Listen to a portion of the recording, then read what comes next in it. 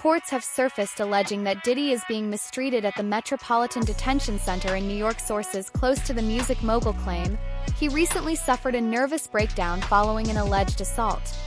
Additionally, insiders suggest that Diddy is struggling with the emotional weight of his legal troubles, to the point where he is reportedly considered self-harm. As the case continues to intensify, it's been reported that Jay-Z and Jennifer Lopez may be called as witnesses, an alleged development that has further escalated Diddy's fear and anxiety. According to a report from the Daily Mail, that's why Diddy had a breakdown. A person close to him apparently said, quote, "Spending the holidays behind bars was a nightmare for him." If we're to believe all this, Diddy had a meltdown in his cell and begged the guards to take him to the hospital for observation, but they refused. This same friend or person told the Daily Mail, quote, "He eventually managed to calm himself down with the meditation technique he's been using while he's been behind bars. It took him a few hours of deep breathing and focusing to get out of the bad space he was in, but he finally managed it." This isn't the first time Diddy's mental health has come into question while he's been at NBC. When he first arrived, he was on suicide watch, which the U.S. Department of Justice National Institute of Corrections describes as supervisory precautions taken for suicidal inmates that require frequent observation. Diddy's suicide watch was only temporary, though. He was housed in a special protective unit of the jail after that for the first few weeks of his stay. But Diddy right now is in Gen Pop, meaning general population, the place where majority of the inmates stay. And that's where he apparently had this meltdown. Insiders are now revealing disturbing allegations against Diddy, as multiple inmates have reportedly filed lawsuits against him. One of the accusers is Jonathan A.I., who was previously arrested in connection with a shooting at Trump's National Doral Golf Course in Miami. In an exclusive interview, Jonathan alleges that Diddy exploited him as a sex slave and claims that a powerful Hollywood-linked group forced him to commit crimes. That makes sense, but you knowing Diddy personally, do you think it's possible he might take his life? It takes a certain individual to prepare himself to do a lot of years in jail. From the lifestyle that he had, I'm not saying that he can't. I just don't see him able to do time behind bars. Maybe if he be in a camp type situation, that's a possibility. But based on the lifestyle and what he's done and what he's accomplished, if he has to go behind those bars for a lot of years, I think that he may commit suicide. He do an Epstein. Why do you think he didn't pull a Russell Simmons and lead the country? They was watching him, bruh. They was watching him. And then I think that he had to turn over his passport. Even if you own your own private jet, they have a system up there whereas that they supposed to check your passport and anything that you need to fly as if you were flying commercial. Another inmate, Cardello Smith, is suing Diddy, alleging he was wrongfully framed for a crime he did not commit. Currently serving time for an alleged sexual assault, Cardello previously won a $100 million lawsuit against Diddy, which Diddy's legal team is now appealing. Cardello claims that Diddy assaulted him in 1987 during a party at a Holiday Inn in Detroit, where Cardello was working as a bartender. He also names Jennifer Lopez as a witness, alleging that Diddy recorded the assault and showed her the footage.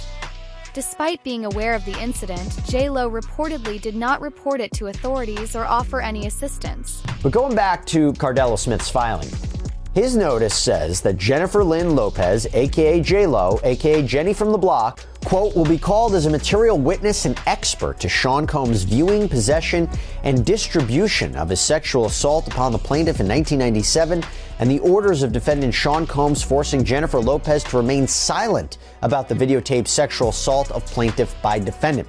Plaintiff states that the material witness Jennifer Lynn Lopez, also known as J-Lo and Jenny from the Block, was engaged in a relationship with the defendant Sean Combs during 1999 and 2001, and that the sexual assault of the plaintiff was recorded, distributed, and held by the defendant at his New York residence and recording studio. And during the relationship with Jennifer Lopez, she was made privy to this video that was taken by Sean Combs and his employee Kirk Burrows. She, J-Lo, has known this video existed and was in existence and took no action to make it known to anyone in law enforcement, and that she was even questioned by New York Police Detective Derek Palmer about this matter, and that the report will show that her answers to this tape was and still remains a resounding yes to its existence. And again, Cardell Smith writes that he wants to call Officer Derek Palmer as a witness because he says Palmer is the one who questioned Lopez and believes that he will have testimony that could help his case. As I mentioned, Diddy's legal team has called for this entire case to be thrown out. Cardell Smith has filed a massive response to that request that totaled more than 200 pages.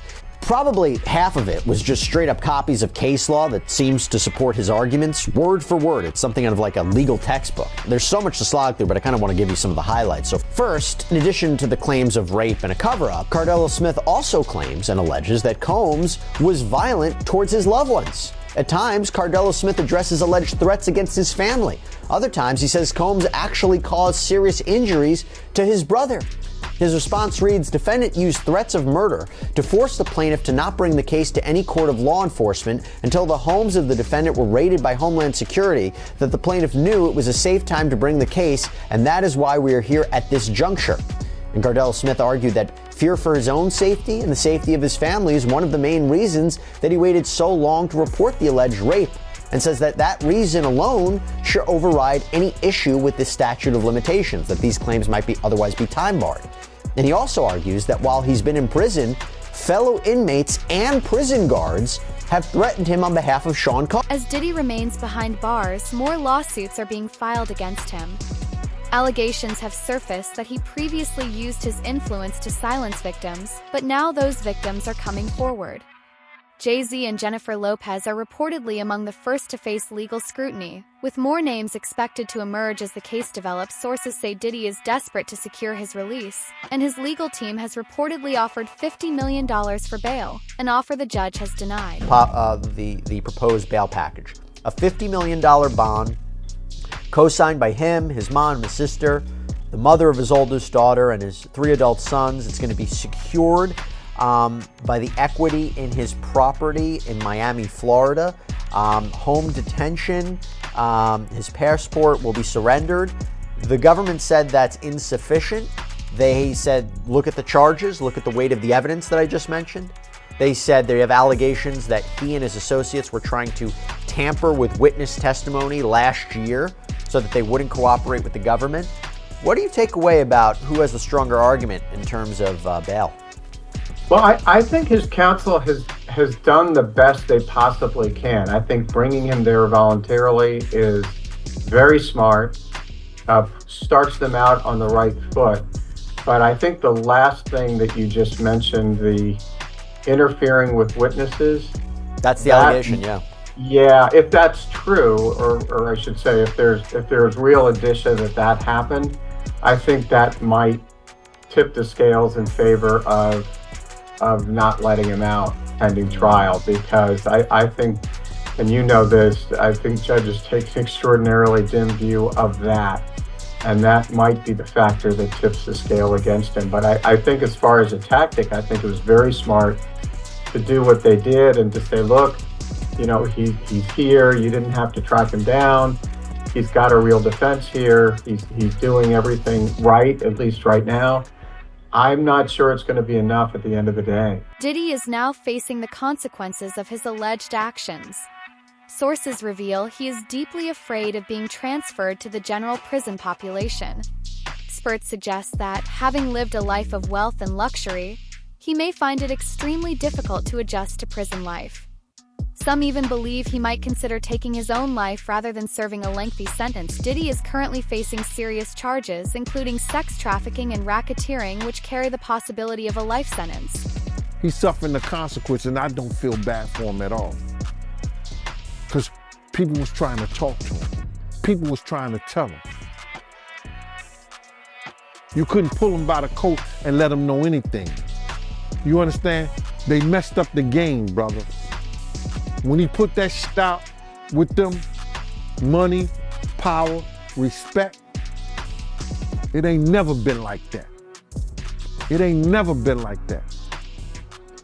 You got your respect in the street that gave you your power, that brought you your money.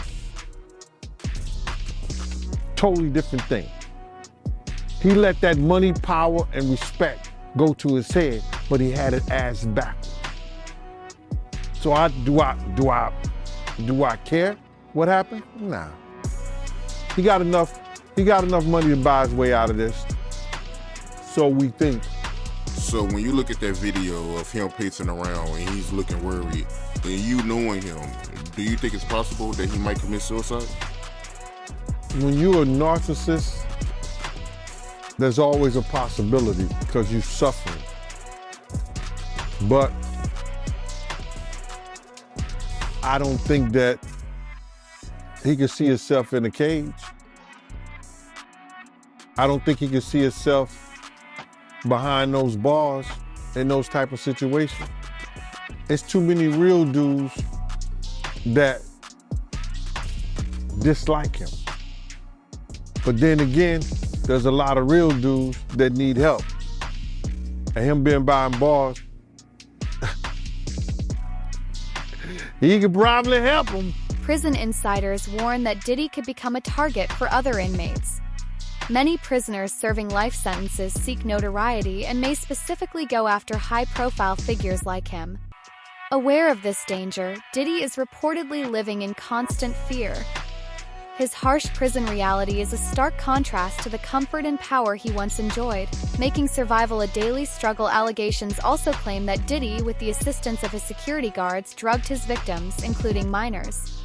Now, he faces hardened criminals who show no fear of him, marking a dramatic reversal from his previous position of control. So breaking news right now, Larry, I am just getting word. People magazine says it's got a source on the inside that tells them that P. Diddy's on suicide watch tonight. Do your sources confer the same information? Are they saying it was possible? Hey, real quickly, all that commissary stuff, he's not getting any of that because people in the SHU have an abbreviated list. So he's out of luck. No stake for him. Yeah, he is on suicide watch. This guy thought he would have went home. All of a sudden, he didn't get bond. Remember, the first night that he was there, he was like an overnight guest. When they told his bond hearing, now they checked him into the system, and reality has hit him. And I understand that he has a shrink coming by his cell to see him several times a day. And now there's talk about putting him in, it's like a bubble. It's like a cell that has like a plexiglass wall in it where they have inmates watching you. That's actually their job, to keep an eye on the inmates that are on suicide watch. Another error that I guess some warden told you this. There are sentenced inmates there. They're called cadre inmates. They don't have to be white collar inmates, but they're doing maintenance on the building. And the problem why there's a lot of violence there, they have housing units. And they're mixing bank robbers, drug dealers, rapists with white collar people. And this is why Diddy, he can't go into a regular housing unit because somebody will take him out for sure. Somebody's gonna get a lot of street credibility out of this. People that are doing substantial time that know they're never getting out. They'll just kill a guy, no questions asked. You think that they'd suck up to him because he's got a lot of money, and if he ever does get the commissary options, he would be able to help them. Some people do because I gotta wrap it real quick. Okay, some people do think that Diddy can help them, but this guy's going to be locked up forever. His case will probably take at least 3 years to litigate. He'll stay at MDC. There's rumors that he wants to go to Essex County Jail in New Jersey because he doesn't like MDC. He's a Marshals inmate. There's no way they're going to transfer him back and forth, I don't know, several times a week, 6 Marshals to do it. He's out of luck. Meanwhile, Jay-Z is reportedly growing increasingly concerned about his potential involvement in the case. His legal team has repeatedly requested the court to disclose the victim's identity, but the judge has refused. There are fears that, if revealed, Jay-Z might attempt to intimidate the victim. Additionally, allegations have surfaced claiming Jay-Z's legal team tried to tamper with witnesses. reportedly going as far as impersonating FBI agents to intimidate witnesses at their homes. While maintaining he'd let the matter settle itself in court. But now in a new lawsuit, a Texas man is claiming Jay-Z's lawyers are bribing people to sue Busby and his law firm. This 13-page lawsuit was filed on January 3rd in Harris County, Texas, and the plaintiff in the filing is being represented by none other than Busby's law firm, who filed the suit on his behalf. Now, Jose Maldonado, who is the plaintiff in this suit, is suing Jay-Z's attorneys and his company Rock Nation, but not Sean Carter, aka Jay-Z himself. According to the lawsuit, the defendants in this suit are Marcy Bryan Croft, her law firm MJ Legal, Rock Nation, and the law firm who is representing Jay-Z, Quinn Emanuel Urquhart and Sullivan. They allege the defendants conspired to obstruct justice by engaging in shadowy operatives to illegally get more than 24 current and former clients of Busby's law firm to turn around and sue them. The suit claims Rock Nation is financing this alleged effort, while attorneys Marcy Croft and the law firm Quinn Emanuel are orchestrating this whole thing. According to the suit, the defendants' agents were pretending to work for the state of Texas and allegedly flashed fake badges, which the suit says wasn't very smart or careful, but also illegal. The suit states the defendants' agents offered as much as $10 grand to a former client to sue the Busby law firm, but the so-called agents were allegedly caught on audio tape red-handed. The suit claims attorney Marcy Croft, who is a lawyer but also a member of Team Rock, was orchestrating that whole effort. Then in another recording, those agents were describing in great detail the alleged criminal conspiracy. The suit claims they went so far to admit the lawsuits would be reported in the press, and some former clients already accepted money to join that alleged effort. As I mentioned, Sean Carter, aka Jay-Z, isn't named as a defendant in the lawsuit. However, the suit claims Rock Nation and Jay-Z are synonymous, given the mogul is the founder and chairman. The lawsuit acknowledges Busby's law firm filed the rape lawsuit against Jay-Z in New York federal court, and as a result, Jay-Z sued Busby's law firm in Los Angeles state court. But the suit claims while all of that legal back and forth was going on, Jay-Z's attorneys who represent himself and his Rock Nation denied in open court and in the press their involvement in the alleged scheme. Now back to Maldonado's claims. He claims the defendants used him as a pawn. He alleges on behalf of Marcy Croft, 2 people attempted to contact him many times and went so far as to go to what they believed to be Maldonado's home. Instead, they went to his dad's house and allegedly identified themselves as federal officers. After realizing they were at the wrong home, they continued to contact Maldonado, and Maldonado claims they were pushy. Once they got in touch with him, he claims those individuals said they were with the state and they were putting together a lawsuit on behalf of Marcy Croft and the company she worked for. The suit alleges Croft said she would assign Maldonado's case to someone who could get him a lot of money. Instead, Maldonado contacted the Busby law firm, and now they're suing for solicitation and civil conspiracy. In a statement to the Houston Chronicle, Busby said, quote, "The conduct alleged by Mr. Maldonado is illegal and unethical.